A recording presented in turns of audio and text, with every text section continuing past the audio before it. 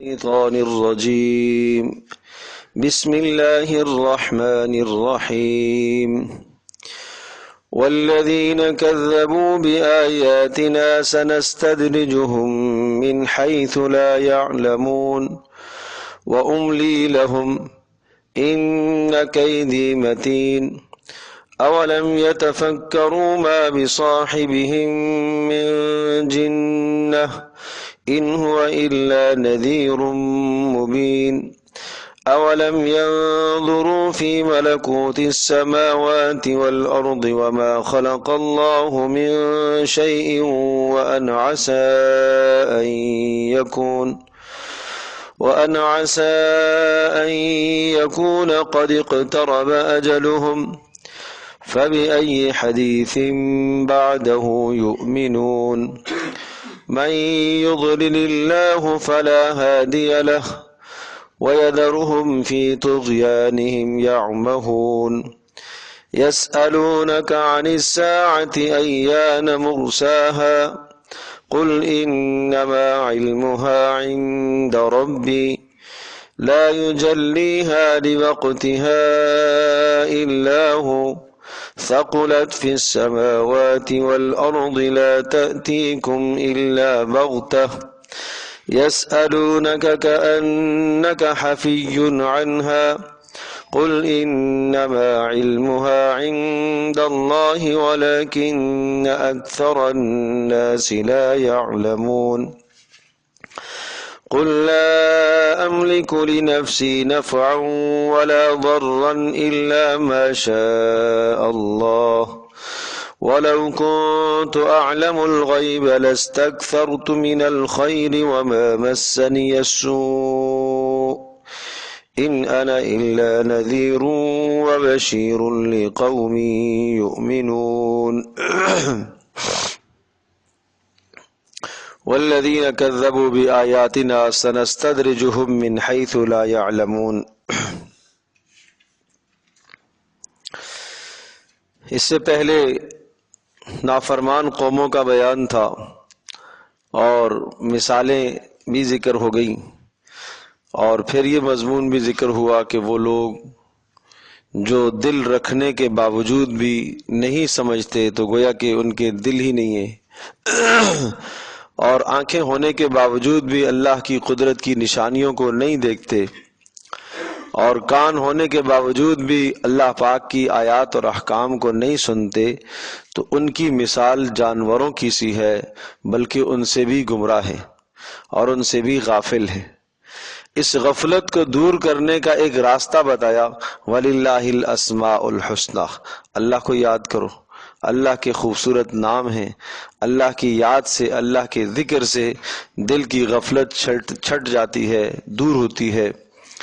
اور اس کے بعد وَالَّذِينَ كَذَّبُوا بِآيَاتِنَا سَنَسْتَدْرِجُهُم مِّنْ حَيْثُ لَا يَعْلَمُونَ، اتنے بڑے نافرمان جن کے دل بھی اللہ پاک کی طرف، اللہ کے حکموں کی طرف، اللہ کے کلام کی طرف مائل نہیں ہوتے، اور ان کی آنکھیں بھی اللہ کی وحدانیت اور قدرت کو نہیں دیکھتی، اور ان کے کان بھی اللہ پاک کی توحید کی بات کو نہیں سنتے، جو جانوروں سے بھی بدتر ہیں، تو ان کو تو پھر تباہ کر دینا چاہیے۔ یہ کیوں دنیا کے اندر باقی ہیں اور کیوں زندہ ہیں، اور پھر ان کو دنیا کے اندر اتنی نعمتیں کیوں دی گئی ہیں؟ تو اس سوال کا جواب والذین کذبوا بآیاتنا، وہ لوگ جو ہماری آیات کو جھٹلاتے ہیں ہم ان کو مہلت دیتے ہیں، سنستدرجہم، ہم ان کو درجہ بدرجہ چڑھاتے رہتے ہیں، ہم ان کو دنیا میں اور ترقی دیتے ہیں۔ یہ ترقی اتمام حجت کے لیے بھی ہوتی ہے تاکہ حجت پوری ہو جائے، اور یہ ترقی اس لیے بھی ہوتی ہے کہ آخرت میں ان کا کوئی حصہ نہیں ہے، جو کچھ انہیں ملنا ہے دنیا میں ہی ملنا ہے، اور یہ ترقی ایمان والوں کے ساتھ بھی ہوتی ہے، اس لیے تاکہ وہ گناہوں سے باز آ جائیں، واپس پلٹیں۔ اس کو شریعت کی استدلال میں، شریعت کی اصطلاح میں استدراج کہا جاتا ہے۔ استدراج کہ توقع سے زیادہ کسی کو ترقی مل جانا، عام آدمی جو کام نہ کر سکتا ہو، کسی آدمی کے ہاتھ پر ایسے کام کا سرزد ہونا، اگر وہ صاحب وحی ہے، نبی ہے، تو وہ معجزہ کہلاتا ہے۔ نبی کے ہاتھ پر کوئی ایسا کام صادر ہو جائے جو عام انسان نہیں کر سکتا تو اس عمل کو معجزہ کہا جاتا ہے۔ اور اسی طرح سے اگر کوئی شخص متبع شریعت ہے اور اس کی زندگی میں کوئی ایسا عمل ظاہر ہو جائے جو عام آدمی کی زندگی سے ممکن نہیں ہے، نہیں ہو سکتا، عام آدمی نہیں کر سکتا، لیکن اس شخص کے اوپر یہ عمل ظاہر ہوا ہے، اس کو کرامت کہا جاتا ہے، لیکن شرط یہ ہے کہ وہ متبع سنت ہو، شریعت کا پابند ہو، اللہ کے حکموں کو پورا کرنے والا ہو، اور وہ اپنی ولایت کا، کرامت کا دعویٰ بھی نہ کرتا ہو۔ اور تیسرا درجہ یہ ہے کہ اس قسم کا عمل جو عام انسان نہ کر سکتا ہو، ایسا کوئی کام کسی ایسے آدمی کے ہاتھ پر ظاہر ہوتا ہے جو فاسق اور فاجر ہے یا کافر ہے۔ کافر ہے تو تب بھی اس کو استدراج کہیں گے، اور اگر مسلمان ہے لیکن گناہوں میں مبتلا ہے تو تب بھی اس کو استدراج ہی کہا جاتا ہے۔ یہی وجہ ہے کہ امت کے مقتدر علماء، مشائخ اور بڑے بڑے اولیاء اللہ بھی استدراج سے ڈرتے تھے۔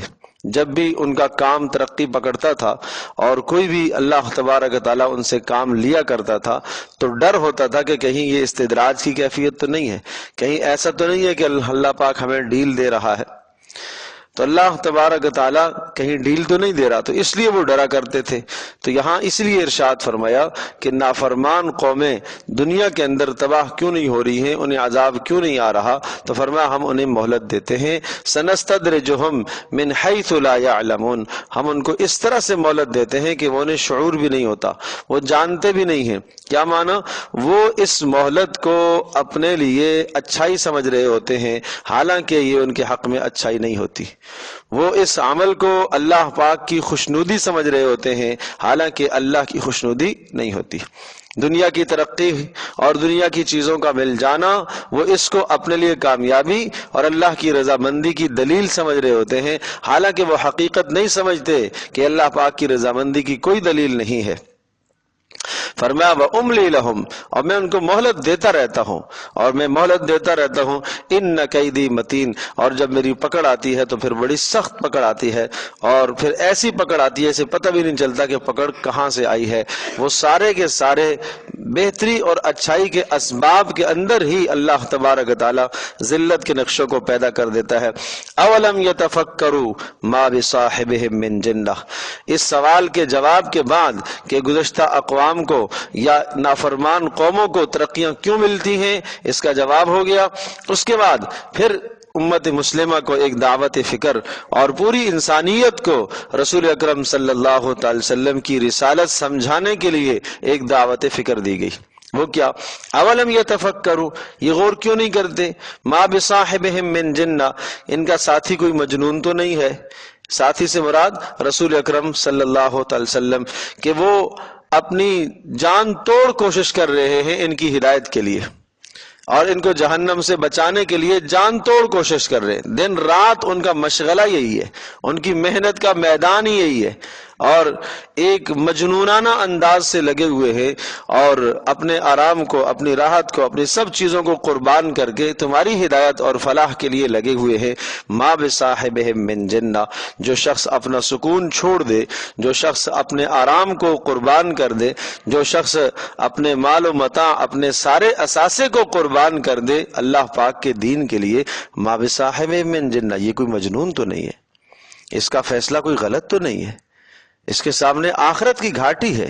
ان ہوا الا نذیر مبین، رہی یہ بات کہ وہ تو اس کا کام سمجھانا ہے، تم نہیں مانتے ہو تو نہ مانو، ان ہوا الا نذیر، وہ ڈرانے والا ہے، وہ سمجھانے والا ہے، بتانے والا ہے، باقی عمل کرانا وہ اس کی ذمہ داری نہیں ہے، وہ تمہارے اوپر دروغہ نہیں ہے، وہ مسلط نہیں ہے کہ زبردستی پکڑ کر تمہیں لے کر آئے گا، اس کا کام بتانا ہے۔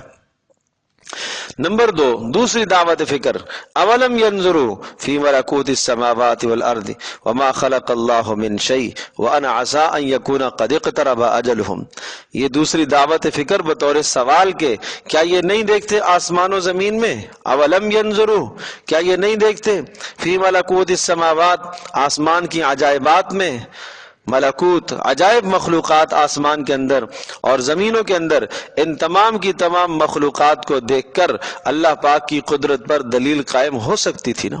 آسمانوں کو دیکھ کر، زمینوں کو دیکھ کر، آسمانوں کے اندر بڑے بڑے برج ان کو دیکھ کر اور زمینوں کے اندر نباتات کو دیکھ کر اللہ کو پہچان سکتے تھے۔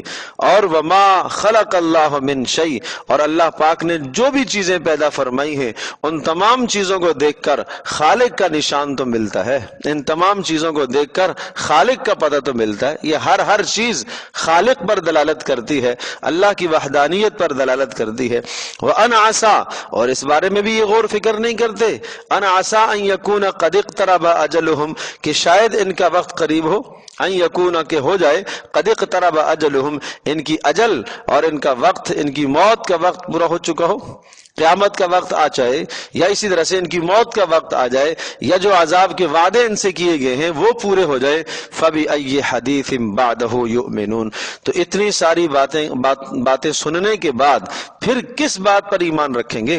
کون سی دلیل ان کو چاہیے؟ فَبِأَيِّ حَدِيثٍ، کون سی بات چاہیے؟ بَعْدَهُ، اس قرآن کے نزول کے بعد جس نے اتنے دلائل قائم کر دیے، دلائل کے انبار لگا دیے، ڈھیر لگا دیے، اس کے بعد پھر کس بات پر ایمان رکھیں گے؟ اب کون سی بات ان کو چاہیے؟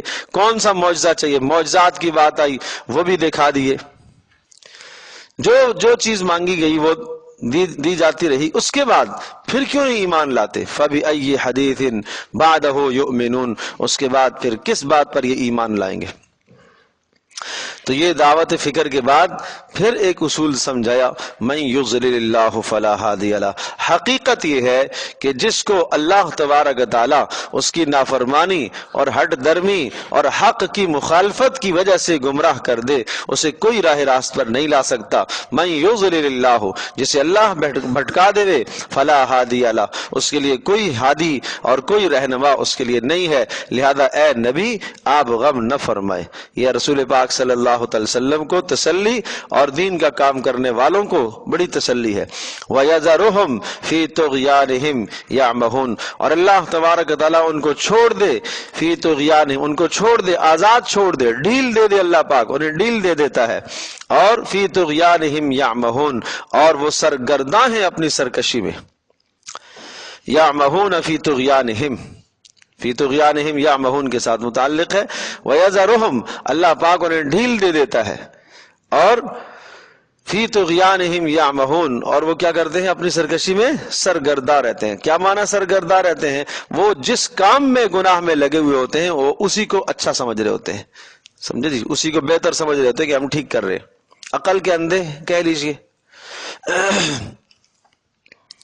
یسألونک عن الساعۃ ایان مرساہا، یہ ساری باتیں آنے کے بعد پھر آپس میں چیمیں گوئیاں کرتے ہیں، پھر سوال پوچھتے ہیں کہ اچھا اگر حساب و کتاب ہونے والا ہے، قیامت آنے والی ہے، تو بتاؤ، یسألونک، اے نبی آپ سے یہ سوال پوچھتے ہیں، عن الساعۃ، قیامت کے بارے میں، ایان مرساہا، کب ہے اس کا ٹھہراؤ، کب ہے اس کا وقوع، قیامت کا وقوع کب ہوگا؟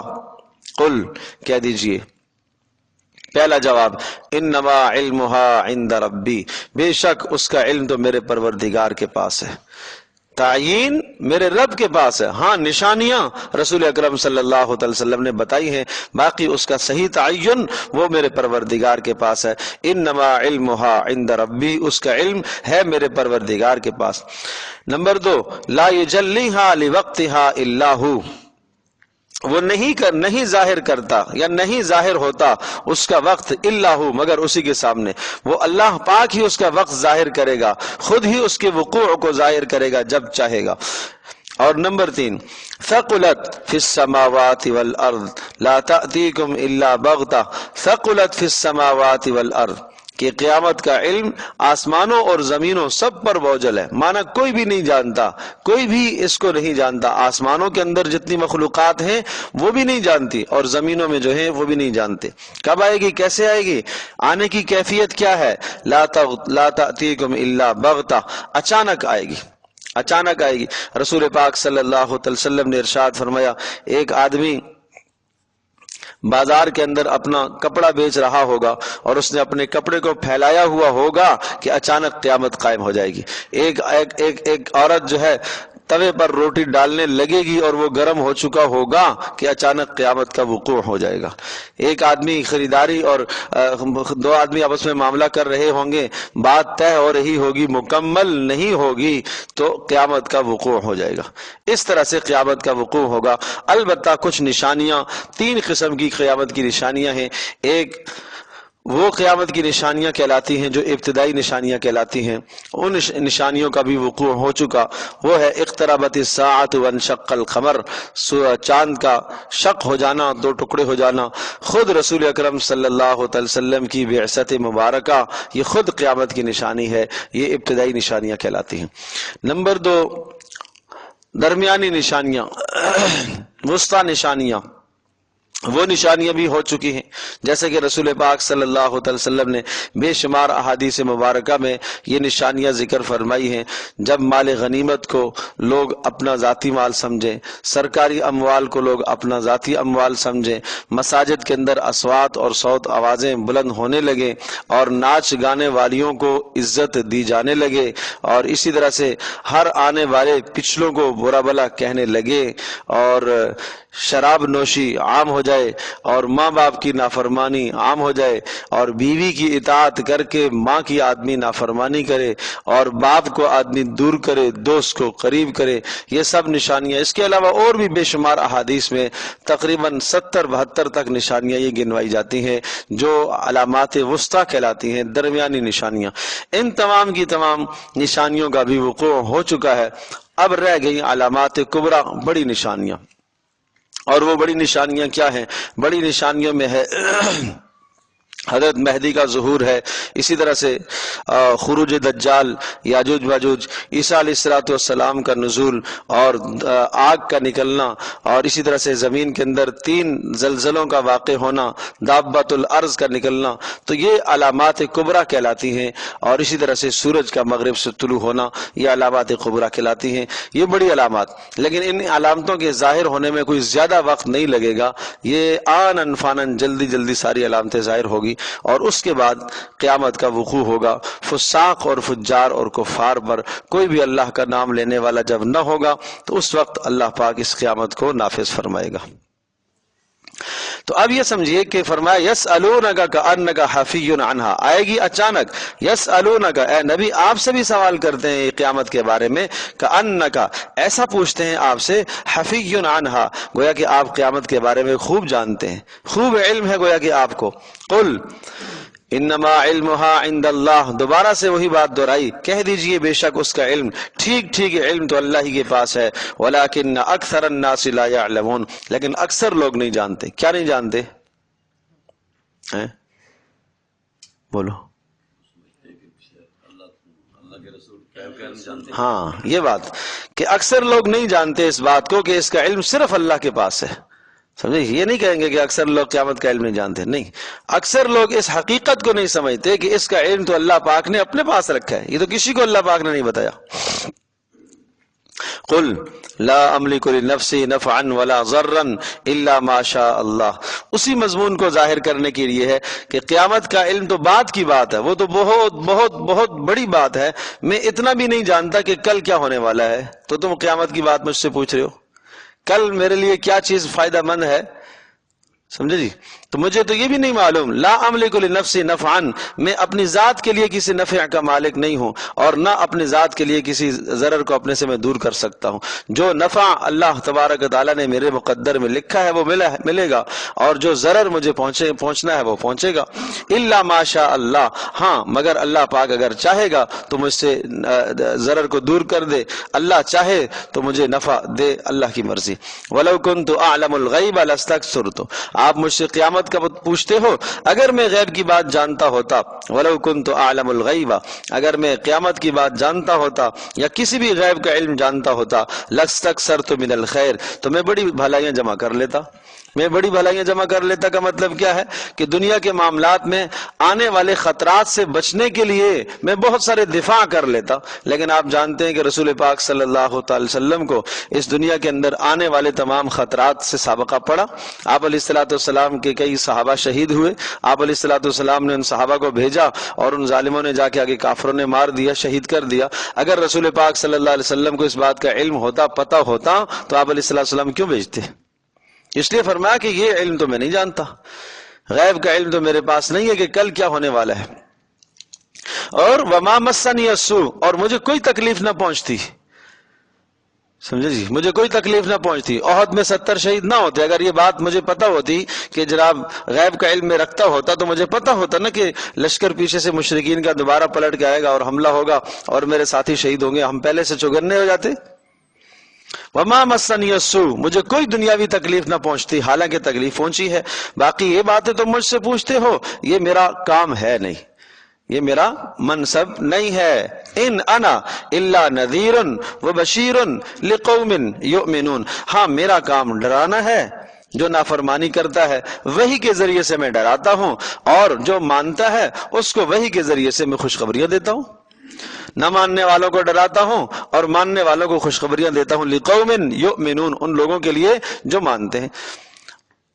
تو خوشخبریاں دینے والے نذیر اور بشیر تو سب کے لیے، لیکن آپ علیہ الصلوۃ والسلام کے نذیر اور بشیر ہونے سے فائدہ کون اٹھا رہے ہیں؟ وہ ایماندار لوگ. هو الذی خلقکم من نفس واحدہ وخلق وجعل منها زوجها. شرک کا رد ہے. اور یہ وہ شرک ہے خاص طور پر جو اولاد کے معاملے میں آدمی شرک کرتا ہے.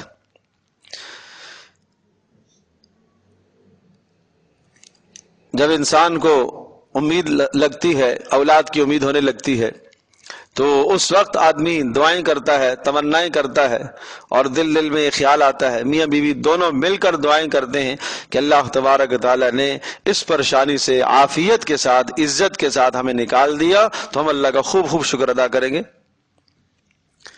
اور ہونے والی اولاد بھی اچھی پیدا ہوئی، صالح اور سالم، تمام اعضاء کی مکمل طور پر تام الخلقت اگر اولاد اللہ پاک نے ہمیں عطا فرمائی تو ہم کیا کریں گے؟ خوب اللہ کا شکر ادا کریں گے.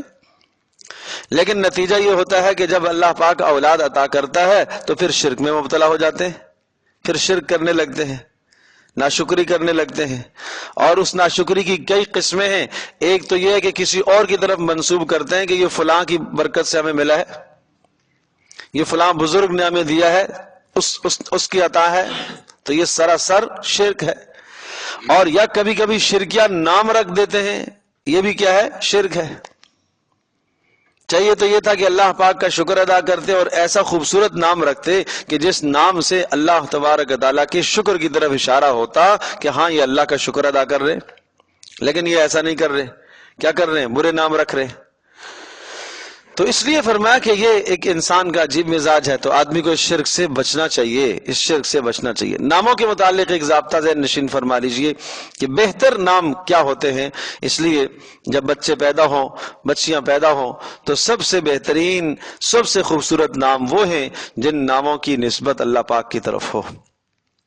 اس لیے حدیث پاک میں آتا ہے احب الاسماء اللہ عبد اللہ و عبد الرحمن، اللہ کے نزدیک سب سے پسندیدہ اور خوبصورت نام عبداللہ اور عبد الرحمن ہے. محدثین نے لکھا ہے کہ اس سے مراد ہر وہ نام ہے جس کی نسبت اللہ کی طرف ہو رہی ہو، عبدیت کا مادہ جس میں ٹپک رہا ہو. عبداللہ اللہ کا بندہ، عبد الرحمن رحمان کا بندہ، عبد التواب تواب کا بندہ، عبد الغفور غفور کا بندہ، عبد الخالق خالق کا بندہ، عبد الرازق عبد الرزاق. یہ قرآن مجید کے شروع میں جو اللہ پاک کے نام ہیں، ان ناموں میں سے کسی نام کا انتخاب کر کے شروع میں لفظ عبد لگا دو، بہترین نام بن جائے گا. ایک ناموں کا طریقہ یہ ہے. اور دوسرا طریقہ یہ ہے کہ آدمی انبیاء علیہ الصلوۃ والسلام اور صحابہ کرام رضی اللہ عنہم اجمعین اور مشائخ عظام کے ناموں پر اپنی اولادوں کے نام رکھے. رسول اکرم صلی اللہ تعالی علیہ وسلم نے تینوں طریقوں کو اپنایا. جو نام کے تین طریقے ہیں، تینوں کو آپ نے اپنایا. آپ نے ایک بچے کا نام عبداللہ رکھا، اللہ کی طرف نسبت ہو گئی. ایک بیٹے کا نام آپ نے ابراہیم رکھا، انبیاء علیہ الصلوۃ والسلام کے ناموں میں سے انتخاب ہو گیا، اور ایک بیٹے کا نام آپ نے قاسم رکھا، جو تیسرا طریقہ ہے کہ کسی اچھے معنی کا نام رکھو، اچھے معنی والا۔ اس لیے آپ علیہ الصلوۃ والسلام نے ارشاد فرمایا کہ قیامت کے دن اپنے ناموں کے ساتھ پکارے جاؤ گے، اس لیے اپنی اولادوں کے نام اچھے رکھا کرو، تاکہ قیامت کے دن تمہاری اولاد کو میدان محشر میں شرمندگی تو نہ ہو، ذلت تو نہ اٹھانی پڑے۔ کیسا نام آپ نے رکھا ہے؟ تو یہ ماں باپ کا بہت بڑا پہلا فریضہ ہوتا ہے، اولاد کا حق ہے ماں باپ کے ذمہ ہے کہ اچھا نام رکھے، اور اگر اچھا نام نہیں رکھیں گے تو گویا کہ ماں باپ کا حق نہیں، ماں باپ نے وہ حق نہیں ادا کیا۔ تو بہترین نام جس کی نسبت اللہ پاک کی طرف ہو، یا وہ بہترین نام ہے جو انبیاء علیہ الصلوۃ والسلام، مشائخ، صحابہ کرام رضی اللہ عنہم اجمعین کے ناموں پر ہو، اور یا یہ ہے کہ کسی اچھے معنی والا نام ہو۔ تو اس طرح سے نام کا انتخاب کیا جائے۔ اور آج جس دور سے ہم گزر رہے ہیں، آج تو انٹرنیٹ سے ناموں کا انتخاب ہوتا ہے، اور وہاں سے انتخاب پتہ نہیں الٹے سیدھے، آدھا وہ لفظ فارسی کا، آدھا اردو کا، آدھا عربی کا، آدھا فارسی کا، آدھا انگریزی کا، پتہ نہیں ملے جلے الفاظ کر کے پھر وہ ہمارے سے پوچھتے ہیں بھائی نام کا مطلب بتاؤ۔ وہ ہمارے لیے ان کو ہم اس لغت میں ڈھونڈتے ہیں، وہاں نہیں ملتا، ادھر ڈھونڈتے ہیں ادھر نہیں ملتا، ادھر ڈھونڈتے ہیں ادھر نہیں ملتا، اس کے لفظ سمجھ میں ہی نہیں آتے کہ اس کے حروف کیا ہے۔ نام پوچھتے ہیں، لکھ کے مجھے بھیجتے ہیں، اچھا بھائی، اچھا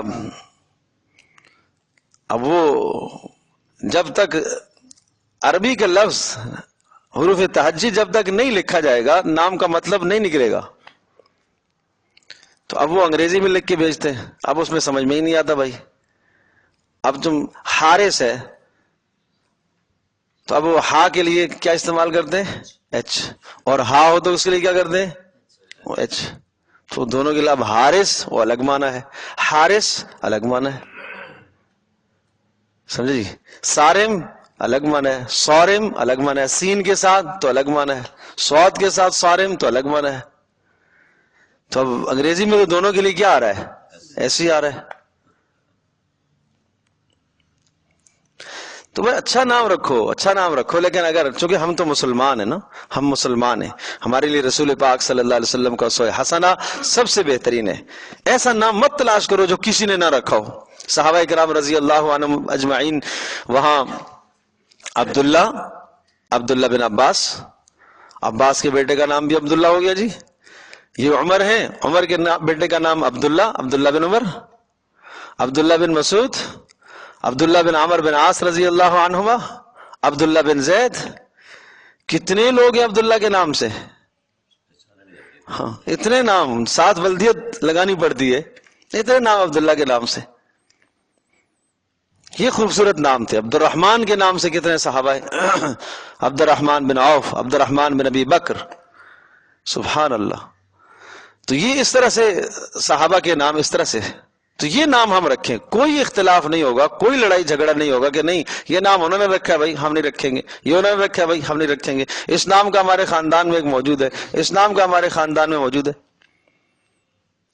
امام غزالی رحمۃ اللہ علیہ کا نام ہے محمد، باپ کا نام بھی ہے محمد، دادا کا نام بھی ہے محمد۔ تو وہاں تو بیٹے کا نام بھی وہی، باپ کا نام بھی وہی، دادا کا نام بھی وہی، سبحان اللہ۔ تو اچھے نام رکھو۔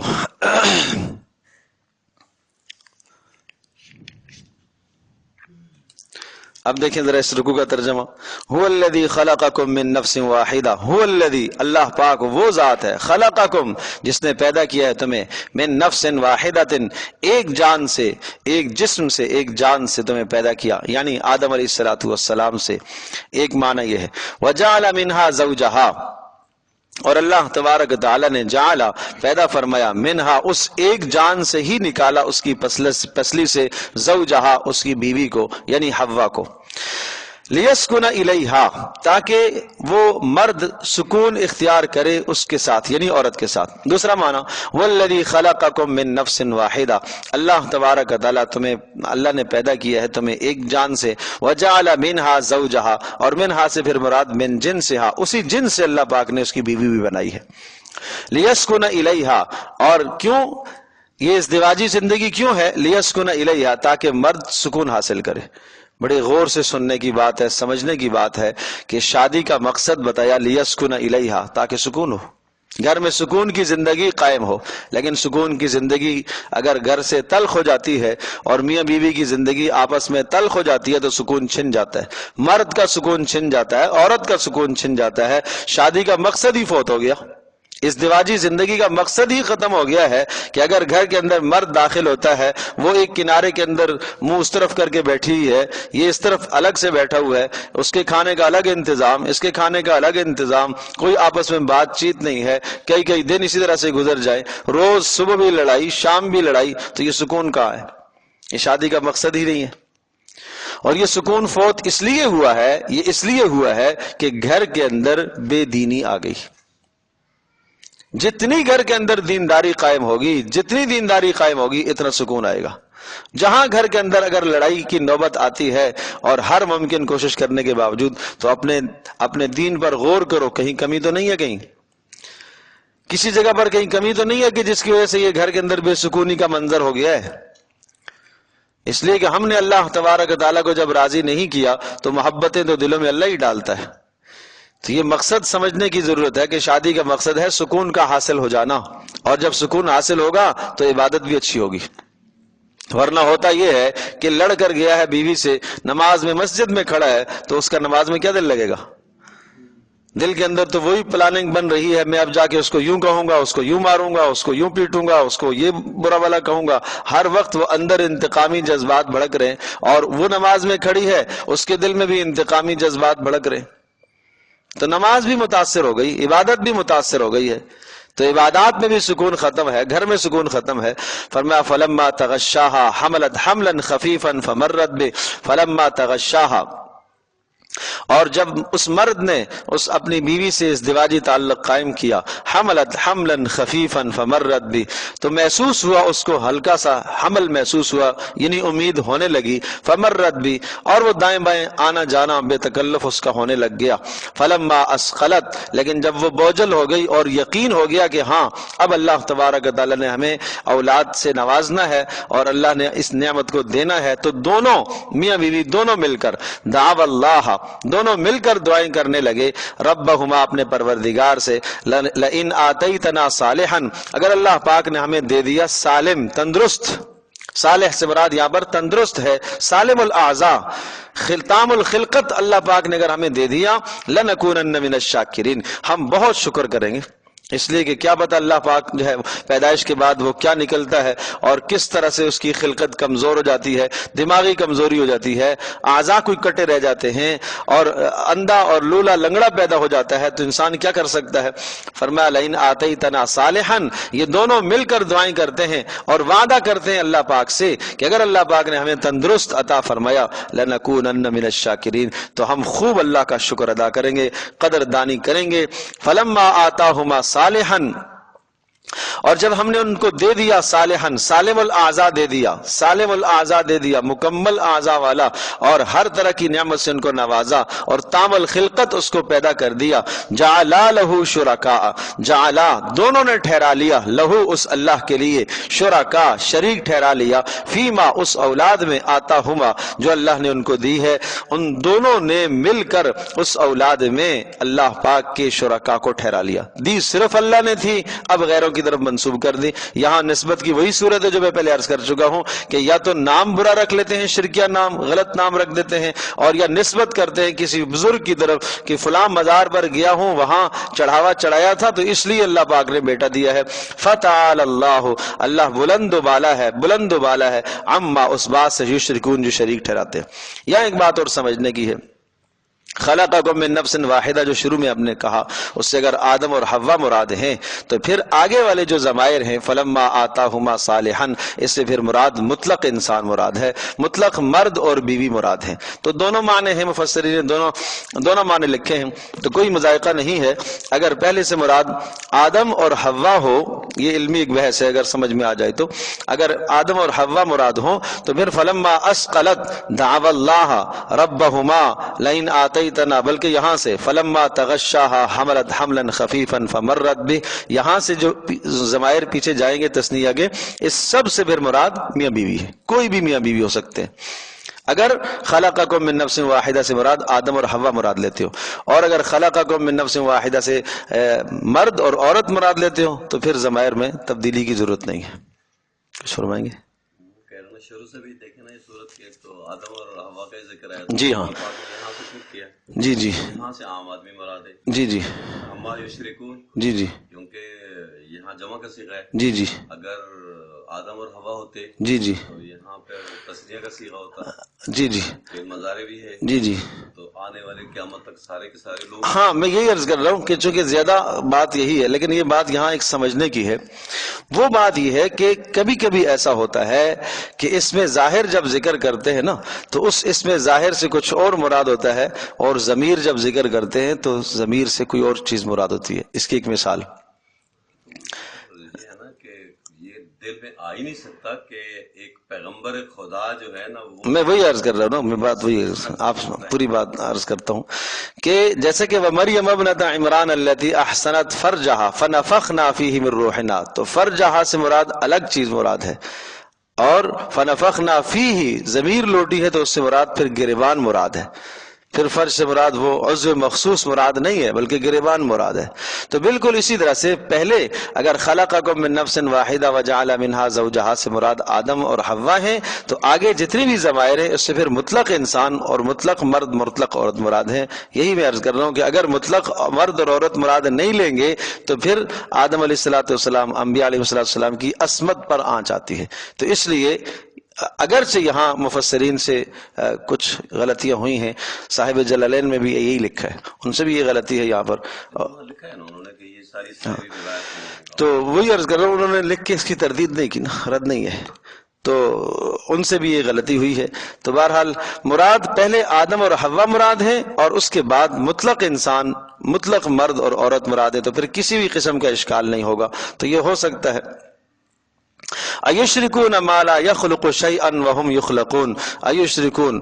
اور پھر یہ بات رہی صیغوں کا بدلنا، تو صیغوں کا بدلنا بسا اوقات جو ہے نا وہ بلاغت کے اصولوں میں ہوتا ہے کہ کبھی کبھی ایسا ہوتا ہے کہ تثنیہ کا صیغہ لایا جاتا ہے، پھر اچانک صیغہ بدل کے جمع میں آ جاتا ہے، التفات ہو جاتا ہے، غائب سے حاضر کی طرف، حاضر سے غائب کی طرف، یہ التفات، یہ الگ چیز ہے. ایشرکون، کیا یہ تم شریک ٹھہراؤ گے ما اس مخلوق کو، لا یخلق شیئا جنہوں نے کچھ بھی نہیں بنایا، کچھ بھی نہیں پیدا کیا. یعنی تم اللہ کے سوا جن کو اللہ کے ساتھ شریک ٹھہراتے ہو، کیا انہوں نے کچھ پیدا کیا ہے؟ بھائی شرکت تو جب آدمی کرے نا کہ یہ آپ یہ کہو کہ بابا یہ مخلوق اللہ کی پیدا کی ہوئی ہے اور یہ مخلوق فلاں کی پیدا کی ہوئی ہے.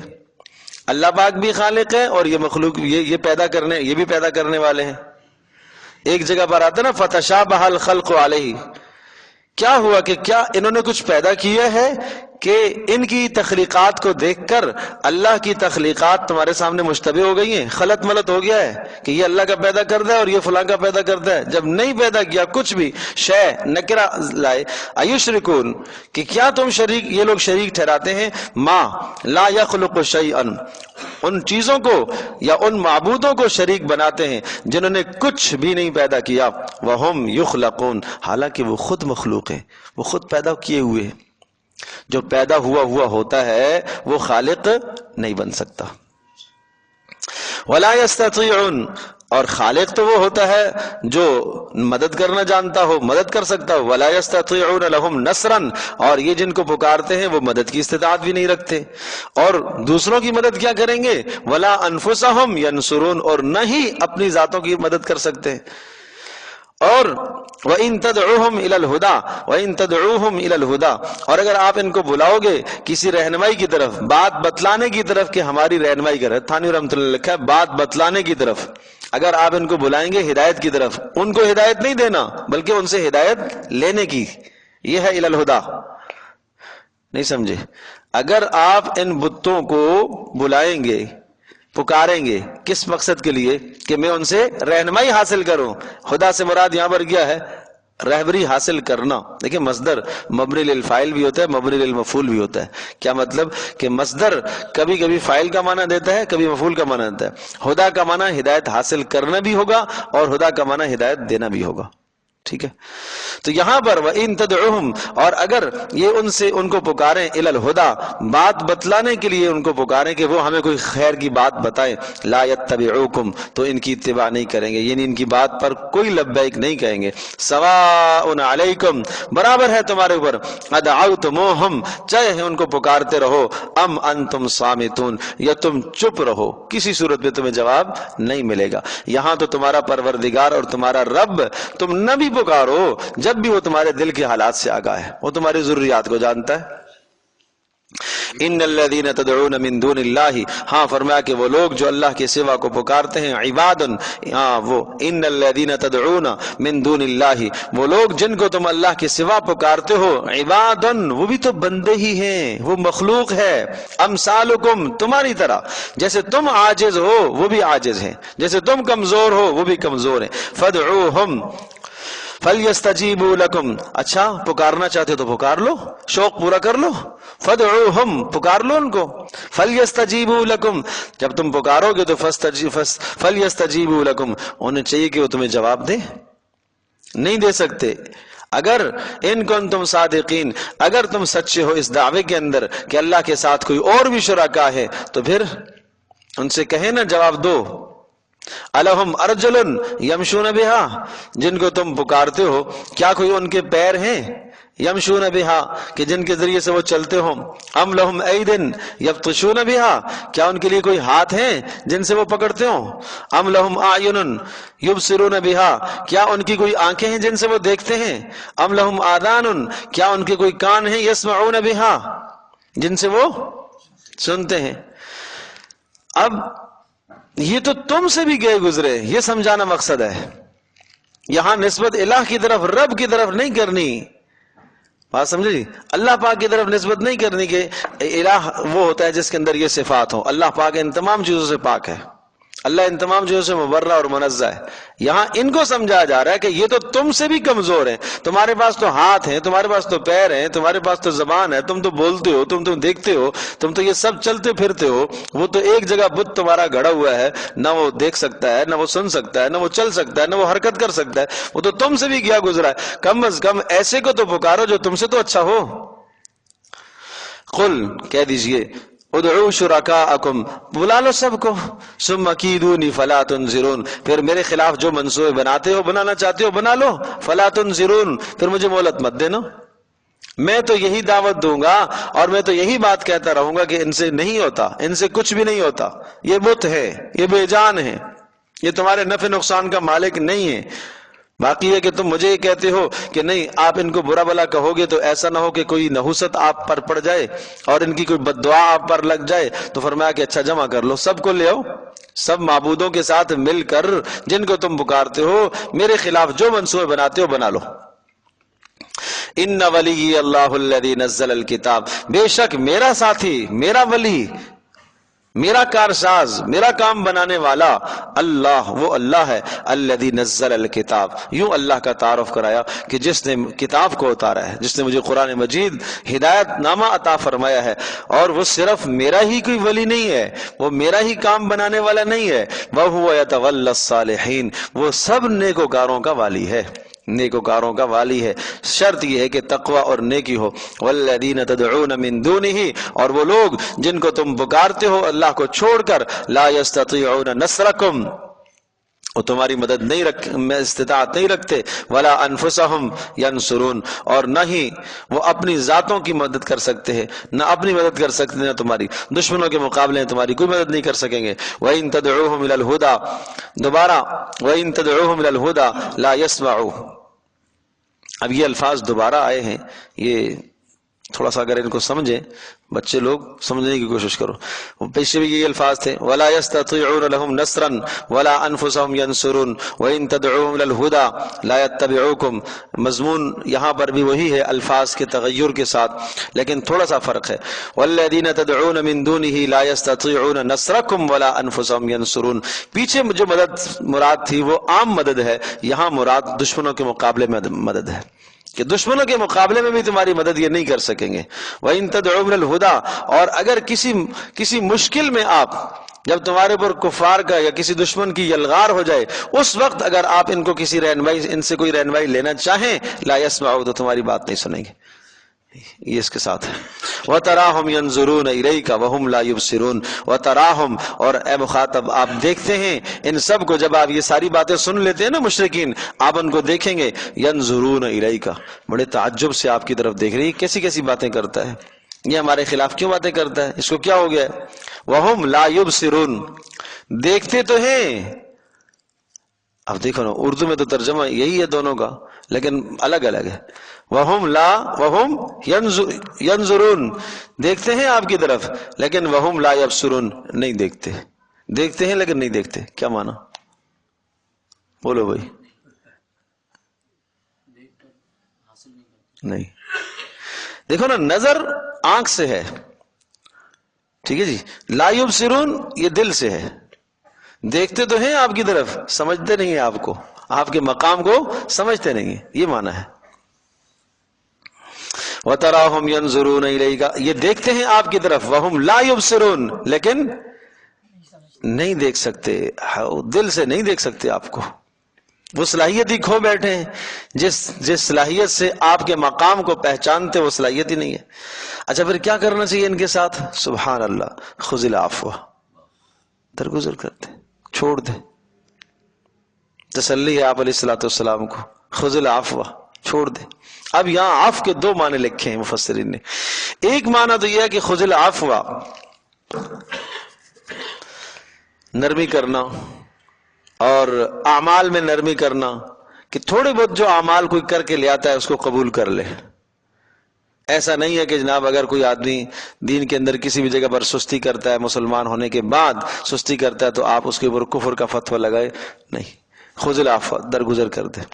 اللہ تبارک و تعالیٰ درگزر کرنے والا ہے، آپ اسے چھوڑیں، درگزر کرتے. ایک معنی تو یہ ہے.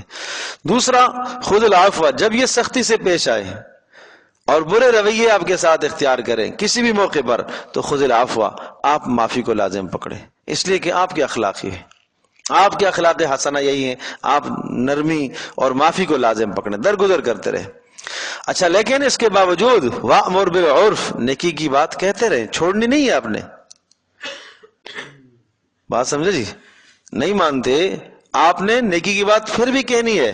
وَأَعْرِضْ عَنِ الْجَاهِلِينَ، اور جاہلوں سے آپ نے اپنے آپ کو اعراض کرنا ہے، بچانا ہے جاہلوں سے. مطلب ہے کہ اگر وہ الجاوے پر آ جائے، بحث مباحثے پر آ جائے، نہ ماننے پر آ جائے، تو اب آپ اعراض کیجئے. حضرت عمر بن خطاب رضی اللہ تعالیٰ عنہ کے زمانے کی بات ہے کہ ایک شخص جو ہے وہ حضرت عمر رضی اللہ تعالیٰ کی خدمت میں آئے اور اپنے بھتیجے سے کہا کہ مجھے عمر بن خطاب سے ملاقات کرا دیں. تو انہوں نے ملاقات کا وقت لے لیا، آئے تو آ کر ایک دم سے برسنا شروع کر دیا اور یہ کہا کہ جناب آپ ظلم کرتے ہیں، آپ زیادتی کرتے ہیں، آپ انصاف نہیں دیتے. کسی جگہ پر ان کو حق نہیں ملا تھا، کیا تھا؟ تو اس پر حضرت عمر رضی اللہ تعالیٰ کا ایک دم سے چہرہ سرخ ہو گیا، فق ہو گیا چہرہ، غصے ہو گئے، لیکن بولے کچھ نہیں. اور بھتیجے انہوں نے یہ آیت پڑھی، خذ العفو وأمر بالعرف وأعرض عن الجاہلین انہ من الجاہلین. امیر المومنین جاہل ہے، چھوڑ دے. یہ کہنا تھا کہ حضرت عمر رضی اللہ تعالیٰ کا سارا غصہ چھٹ گیا. کان وقافا عند کتاب اللہ، حضرت عمر کے بارے میں فرمایا جاتا ہے، کہا جاتا ہے کہ اللہ پاک کے حکم کے سامنے اپنے آپ کو جھکا دیا کرتے تھے، اللہ کے حکم کے سامنے جھکا دیتے تھے. سبحان اللہ، بہت بڑے ظرف کی بات ہے، بہت بڑے ظرف کی بات ہے، بہت بڑے ظرف کی بات ہے. اللہ اکبر. یہ آیت نازل ہوئی، ابن کثیر میں ہے، تفسیر ابن کثیر میں، کہ رسول پاک صلی اللہ علیہ وسلم نے حضرت جبریل سے سوال فرمایا کہ میرا پروردگار مجھ سے کیا چاہتا ہے، اس آیت سے کیا چاہتا ہے؟ خذ العفو وأمر بالعرف وأعرض عن الجاہلین سے اللہ پاک کیا پیغام دینا چاہتا ہے؟ جبریل نے فرمایا اچھا میں اللہ سے پوچھ کے آتا ہوں. پوچھ کے آئے تو پھر آ کر بتایا کہ اللہ تبارک تعالیٰ آپ کو حکم دیتا ہے، آپ کو اس بات کا حکم دیتا ہے، ان تعطی من حرمک، جو آپ کو محروم کرے آپ اس کو عطا کرے، وتعفو عن من ظلمک، اور جو آپ کے ساتھ زیادتی کرے آپ اس کو درگزر کرے، وتحسن من اساء الیک، اور جو آپ کے ساتھ برا کرے آپ اس کے ساتھ اچھا کرے. یہ حکم ہے، اس میں یہ پیغام ہے. یہ اعلیٰ اخلاق ہے، یہ بلند اخلاق ہے۔ اور آگے کیا فرمایا، بڑی عجیب بات، یہ بلند اخلاق جب آدمی اپناتا ہے نا، اس پر عمل کرتا ہے، تو پھر شیطان بڑے وسوسے ڈالتا ہے، تو بزدل ہو گیا ہے، تو ڈرپوک ہو گیا ہے، تو حق پر ہونے کے باوجود بھی ایسے ایسے کیوں کر رہا ہے۔ وَإِمَّا يَنزَغَنَّكَ مِنَ الشَّيْطَانِ نَزْغٌ، اور فرمایا کہ اگر يَنزَغَنَّكَ مِنَ الشَّيْطَانِ، اگر شیطان کی جانب سے تمہیں کوئی کچوکا لگے، کوئی وسوسہ آئے، کوئی غصہ آئے، فَاسْتَعِذْ بِاللَّهِ، تو اعوذ باللہ من الشیطان الرجیم پڑھ لیا کرو۔ دو شخص شدید آپس میں برہم تھے، غصے میں تھے، لڑ رہے تھے، آپ علیہ السلام نے ارشاد فرمایا، ایک شخص تو بہت ہی آپے سے باہر ہو گیا، آپ نے فرمایا میں ایسا کلمہ جانتا ہوں اگر یہ کہے تو اس کا غصہ چھٹ جائے، وہ اعوذ باللہ من الشیطان الرجیم تھا، یہ کلمہ ہے۔ علامہ ابن کثیر رحمۃ اللہ علیہ نے ایک بڑی پیاری بات ذکر فرمائی ہے، ارشاد فرمایا کہ 3 جگہ پر اخلاق حسنہ کی بات آئی ہے، اور اعلیٰ اخلاق کو قرآن میں 3 جگہ پر اللہ پاک نے ذکر فرمایا، اور عجیب بات، تینوں جگہ پر آخر میں یہ مضمون ہے کہ شیطان تمہیں وسوسہ ڈالے تو اعوذ باللہ من الشیطان الرجیم پڑھو، تینوں جگہ پر۔ تو ایک تو یہ ہے وَإِمَّا يَنزَغَنَّكَ مِنَ الشَّيْطَانِ نَزْغٌ فَاسْتَعِذْ خُذِ الْعَفْوَ وَأْمُرْ بِالْعُرْفِ وَأَعْرِضْ عَنِ الْجَاهِلِينَ وَإِمَّا يَنزَغَنَّكَ مِنَ الشَّيْطَانِ نَزْغٌ فَاسْتَعِذْ بِاللَّهِ إِنَّهُ سَمِيعٌ عَلِيمٌ۔ اور دوسرا ہے سورۃ المومنون میں، ادفع باللتی ہی احسن السیئہ نحن اعلم ما یصفون، ادفع باللتی ہی احسن السیئہ، برائی کو اچھائی سے دور کر، اور وقر رب اعوذ بک من ہمازات الشیاطین واعوذ بک رب ان یحضرون، اور آپ اللہ پاک سے یہ بھی دعا کریں کہ میں شیطانوں کے وسوسوں سے پناہ چاہتا ہوں، اور اس بات سے میں حفاظت چاہتا ہوں کہ شیطان میرے پاس موجود ہوں اور میرے پاس حاضر ہوں۔ جب شیطان حاضر ہوتا ہے تو پھر ظاہر سی بات ہے کہ وہ مختلف وسوسے تو ڈالے گا۔ اور تیسرا سورہ حامیم سجدہ کے اندر ہے، وَلَا تَسْتَوِي الْحَسَنَةُ وَلَا السَّيِّئَةُ، اچھائی اور برائی برابر نہیں ہوتی ہیں، ادفع باللتی ہی احسن، برائی کو دور کرو اچھائی کے ذریعے سے، فَإِذَا الَّذِي بَيْنَكَ وَبَيْنَهُ عَدَاوَةٌ، ایسا کرو گے تو آپ اور جس کے درمیان میں عداوت ہے، كَأَنَّهُ وَلِيٌّ حَمِيمٌ، وہ آپ کے اوپر جان نچھاور کرنے والا ہو جائے گا۔ وَمَا يُلَقَّاهَا إِلَّا الَّذِينَ صَبَرُوا، یہ ملے گی یہ خصلت کس کو؟ جو صبر کرے گا۔ وَمَا يُلَقَّاهَا إِلَّا ذُو حَظٍّ عَظِيمٍ، یہ اس کو ملے گی جس کا بڑا حصہ ہے اخلاق میں۔ پھر فرمایا وَإِمَّا يَنزَغَنَّكَ مِنَ الشَّيْطَانِ نَزْغٌ فَاسْتَعِذْ بِاللَّهِ، اگر تمہیں کوئی شیطان وسوسہ ڈالے تو اعوذ باللہ پڑھو، انہو هو السمیع العلیم، اللہ پاک خوب سننے والا، خوب جاننے والا ہے۔ یہاں پر بھی یہی مضمون ہے، انہو سمیع علیم، بے شک اللہ تبارک و تعالی سننے والا، سمیع سننے والا، علیم جاننے والا ہے۔ ان الذین اتقوا اذا مسهم طائف من الشیطان تذکروا فاذا هم مبصرون، بے شک وہ لوگ اتقوا جو تقوی اختیار کرتے ہیں، جو خدا سے، اللہ تبارک و تعالی سے ڈرتے رہتے ہیں، گناہوں سے بچتے ہیں، اذا مسهم طائف من الشیطان، شیطان کے وسوسوں سے بچنے والا کون ہے؟ متقی۔ اذا مسهم، جب انہیں چھو لیتا ہے، طائف من الشیطان، شیطان کی جانب سے کوئی وسوسہ یا کوئی غصہ، تو تذکروا، پھر فوری بیدار ہو جاتے ہیں، سمجھ جاتے ہیں، تذکروا فوری بیدار ہو جاتے ہیں، سمجھ جاتے ہیں کہ یہ شیطان کی طرف سے ہے، اور یہ معنی ہے کہ فوری اللہ کو یاد کر لیتے ہیں، اللہ کو یاد کر لیتے ہیں۔ فَإِذَا هُمْ مُبْصِرُونَ، اور پھر اس تذکر کا نتیجہ یہ نکلتا ہے فَإِذَا هُمْ مُبْصِرُونَ، پھر وہ خوب بصیرت رکھنے والے ہوتے ہیں اور شیطان کے وسوسوں سے بچتے ہیں۔ لیکن وَإِخْوَانُهُمْ، اور شیطانوں کے بھائی، یمدونہم فی الغی، یمدونہم فی الغی، یمدونہم، شیطانوں کے جو بھائی ہیں، شیطان کیا کرتے ہیں ان کو؟ یمدونہم فی الغی، ان کو سرکشی میں ترقیاں دیتے رہتے ہیں، آگے لے جاتے رہتے ہیں، بغاوت میں اور آگے لے جاتے ہیں، نافرمانی میں اور آگے لے جاتے ہیں، غصے میں، ہٹ درمی میں اور آگے لے جاتے رہتے ہیں۔ ثم لا یقصرون، اور جب آگے لے جاتے ہیں تو پھر وہ کوئی کمی نہیں کرتے، پھر ان سے وہ اعمال ہونے لگتے ہیں جن سے ان کی توقع بالکل نہیں ہو سکتی تھی۔ وَإِذَا لَمْ تَأْتِهِمْ بِآیَةٍ قَالُوا لَوْلَا اجْتَبَیْتَهَا، اب سورت کا اختتام ہو رہا ہے تو خلاصے کی طرف بات آ رہی ہے۔ وَإِذَا لَمْ تَأْتِهِمْ بِآیَةٍ، اور جب بھی آپ ان کے پاس نشانی لے کر آتے ہیں، قالوا کہتے ہیں لولا اجتبیتہا، اس کو تو نے کیوں نہیں لے آیا؟ لولا اجتبیتہا، اس نشانی کو خود اگر آپ پہلے لے کے آتے۔ قل انما اتبع ما یوحى الی من ربی، آپ کہہ دیجئے، فرما دیجئے، میں تو اتباع کرتا ہوں اس چیز کی جو میرے پروردگار کی طرف سے میری طرف وحی کیا گیا۔ اب وہ سورت کے شروع میں آپ چلے جاؤ، الف لام میم صاد کتاب انزل الیک فلا یکن فی صدرک حرج منہ لتنذر بہ وذکری للمؤمنین. آگے کیا تھا؟ اتبعوا ما انزل. تو یہ اختتام اسی طرف ہے کہ آپ ما انزلہ کی اتباع کریں، جو اللہ کی طرف سے اتارا گیا اس کی اتباع کریں. اب قل کہہ دیجئے انما اتبع، خلاصہ ہو رہا ہے انما اتبع ما یوحى، میں اتباع کرتا ہوں اسی چیز کی جو میرے پروردگار کی طرف سے میرے پر وحی کیا گیا ہے. ھذا بصائر من ربکم، اور یہ کئی دلائل ہیں میرے، یہ کئی دلائل ہیں پروردگار کی طرف سے، اور ہدایت کی باتیں ہیں اور رحمت کی باتیں ایمان والوں کے لیے. واذا قرئ القرآن، لہذا اس کے پڑھنے کے آداب ہیں، اس کے سننے کے کچھ آداب ہیں. سوال یہ کہ ان کو ہدایت کیوں نہیں ملتی، ان کو نصیحت کیوں نہیں ملتی؟ اس لیے کہ آداب کی رعایت نہیں رکھتے. وَإِذَا قُرِئَ الْقُرْآنُ، اور جب قرآن مجید پڑھا جائے، قرآن پڑھا جائے، فَاسْتَمِعُوا لَهُ، تو خوب توجہ سے سنو، وَأَنصِتُوا، اور چپ رہا کرو، لَعَلَّكُمْ تُرْحَمُونَ، تاکہ تمہارے پر رحم کیا جائے. تو اللہ تبارک و تعالیٰ کی رحمت کے نزول کے دو اسباب، استماع، انصات، توجہ سے قرآن کو سننا اور چپ رہ کر سننا، تلاوت کو سننا اور چپ رہ کر سننا. ایک معنی تو اس کا یہ ہے، اکثر مفسرین نے اسی کو لکھا ہے کہ یہ نماز اور جمعے کے خطبے کے متعلق آئی ہے یہ آیت، کہ جب جمعے کے خطبے میں قرآن پڑھا جائے تو فَاسْتَمِعُوا لَهُ، پھر تم خوب توجہ سے اور خاموشی کے ساتھ سنو. اور جب نمازوں میں قرآن پڑھا جائے تو فَاسْتَمِعُوا لَهُ وَأَنصِتُوا، فَاسْتَمِعُوا کا تعلق پھر جہری نمازوں سے ہوگا اور وَأَنصِتُوا کا تعلق سری نمازوں سے ہوگا. امام حنیفہ رحمۃ اللہ علیہ کا استدلال اسی سے ہے کہ امام کے پیچھے پھر قرات نہیں کرنی چاہیے. فَاسْتَمِعُوا لَهُ، کہ تم خوب توجہ سے اس کو سنو، وَأَنصِتُوا، اور خاموش رہو، لَعَلَّكُمْ تُرْحَمُونَ، تاکہ تمہارے پر رحم کیا جائے. اول مجلس تو نماز اور جمعے کی ہے، لیکن جہاں پر بھی قرآن پڑھا جا رہا ہے تو آدمی ان آداب کی رعایت رکھے.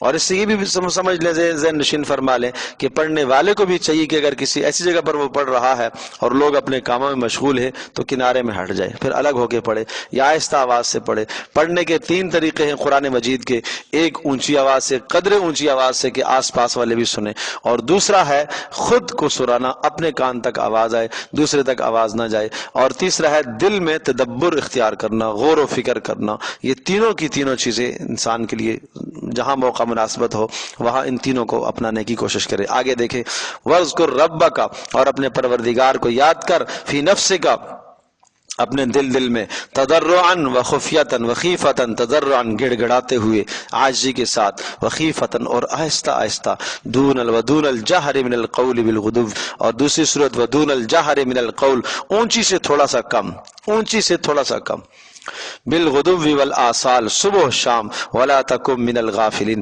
غفلت والوں میں سے. یہ تیسری قسم ہے، ولا تکم، یہ تدبر کی طرف اشارہ ہے، سمجھے جی. وَاذْكُرْ رَبَّكَ فِي نَفْسِكَ تَضَرُّعًا، یہ آہستہ آہستہ پڑھنا، اتنا کہ اپنے کانوں تک آواز آئے. دون الجہر من القول، یہ اتنا ہے کہ برابر والے کو آواز جائے. وَلَا تَكُن مِّنَ الْغَافِلِينَ، یہ اتنا ہے کہ دل کے اندر تدبر کرنا، غور و فکر کرنا. وَلَا تَكُن مِّنَ الْغَافِلِينَ، اور تم غفلت والوں میں سے نہ ہو جاؤ. إِنَّ الَّذِينَ عِندَ رَبِّكَ، بے شک وہ لوگ جو تیرے پروردگار کے پاس ہیں، وہ لوگ، اس سے مراد ملائکہ ہیں، فرشتے ہیں. لا يستكبرون عن عبادته، وہ بالکل تکبر نہیں کرتے اللہ کی بندگی سے، ان کو کسی قسم کا تکبر نہیں آتا اللہ کی بندگی کر کے، اور اسی طرح سے اللہ پاک کی بندگی سے کوئی اعراض نہیں کرتے. وَيُسَبِّحُونَ لَهُ وَيُسَبِّحُونَهُ، اور اللہ کی تسبیح بیان کرتے ہیں، اور وَلَهُ يَسْجُدُونَ، اور اسی کے لیے سجدہ کرتے ہیں. لا يستكبرون عقائد، یسبحون ویسبحونہ یہ اعمال بدنی، ویسجدون یہ اعمال یسبحون یہ اعمال لسانی، اور وَلَهُ يسجدون یہ اعمال بدنی. تینوں کے تین قسم کے اعمال ہیں. عقائد بھی ان کے درست ہیں، لا يستكبرون، کوئی دل کے اندر بڑائی، کوئی دل کے اندر تکبر کسی قسم کا نہیں آتا. وَيُسَبِّحُونَهُ، اور زبان سے اللہ کی تسبیح بیان کرتے ہیں. وَلَهُ يَسْجُدُونَ، اور اسی ہی کے سامنے کیا کرتے ہیں؟ سجدہ بھی کرتے ہیں. تو سجدہ لازم آ گیا جی انشاءاللہ اللہ نے چاہا تو سجدے کے متعلق یہ بات بھی ذہن نشین فرما لیں. چند اصول ہیں کہ قرآن مجید میں سجدہ جہاں آتا ہے دو وجہ سے سجدہ کیا جاتا ہے. یا تو کسی قوم کا تذکرہ ہے کہ فلاں قوم کو اللہ پاک نے براہ راست سجدے کا حکم دیا تو لہذا انہوں نے سجدہ کیا، تم بھی سجدہ کرو. اس طرح سے بھی سجدے کا حکم آتا ہے. جہاں داؤد علیہ السلام انہوں نے سجدہ کیا، ان کی اتباع میں آپ بھی کرو. سمجھے جی. یا اسی طرح سے جناب ملائکہ کا تذکرہ آیا کہ وہ سجدہ کرتے ہیں تم بھی سجدہ کرو. تو ایک سجدہ ہوتا ہے اتباع میں، اتباع میں، ٹھیک ہے. انبیاء علیہ الصلوۃ والسلام ملائکہ کی اتباع میں ہم بھی سجدہ کرتے ہیں. اور کبھی ایسا ہوتا ہے کہ اللہ پاک کسی نافرمان قوم کو ذکر حکم دیتا ہے سجدے کا، انہوں نے سجدہ نہیں کیا تو تم سجدہ کرو. تو ان سے برات کا اظہار ہوتا ہے اس سجدے میں کہ ہم اس قوم سے بری ہے اللہ، ہمیں ان سے دور رکھنا، ہم نے سجدہ کیا ہے انہوں نے نہیں کیا. تو اس وجہ سے سجدہ ہوتا ہے. تو یہاں پر سجدہ ہے. باقی ہے کہ سجدہ کا طریقہ یہ ہے کہ جب سجدے کی آیت پڑھی جائے تو فوراً جو ہے وہ آدمی کھڑے ہو جائے اور اس کے بعد اللہ اکبر کہتا ہوا آدمی سجدے میں آ جائے اور اللہ اکبر کہتا ہوا پھر اٹھ جائے. جتنا چاہے اس میں سجدے میں تسبیحات کہے تو کہہ سکتا ہے. باوضو ہونا اس کے لیے شرط ہے، قبلے کا رخ ہونا اس کے لیے شرط ہے. جو نماز کے لیے تمام شرائط ہیں نا وہ سارے کے سارے شرائط اس کے لیے بھی ہیں. اور 3 اوقات میں سجدہ نہیں کیا جائے گا، جب سورج طلوع ہو رہا ہو اور جب غروب ہو رہا ہو اور جب زوال کا وقت ہو. ان 3 اوقات میں سجدہ نہیں کریں گے. تلاوت کر سکتے ہیں لیکن سجدہ نہیں کریں گے. آپ کے برابر میں اگر کوئی آدمی بیٹھا ہوا ہے تو غفلت میں ہے تو آیت سجدہ کم از کم آدمی آہستہ پڑھ لے تاکہ اس پر لازم نہ آئے. تو یہ آداب ہیں سجدے کے، ان کا خیال رکھا جائے. سجدہ کرنا لازم اور واجب ہوتا ہے. اللہ پاک عمل کرنا آسان فرمائے.